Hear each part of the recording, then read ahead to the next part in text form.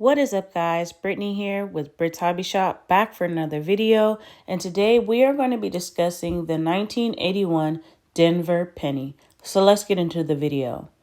Alright guys, so if you didn't know, this penny is exactly 3.11 grams and it is 95% copper and 5% zinc.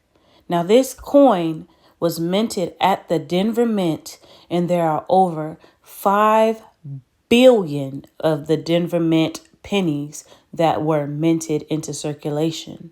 Now, the 1981 Memorial Lincoln cent was produced in the billions, making it a very, very common coin. In fact, only in Mint State 67 or higher are they scarce. Now, anything graded Mint State 67 or higher is rare and should be sent to get graded, as it would be one of the nicest examples to exist.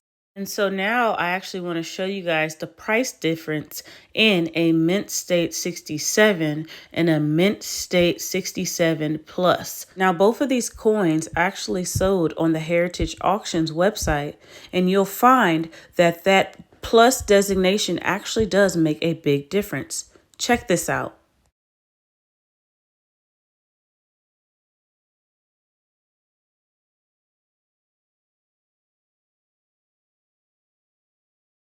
$5,000, guys.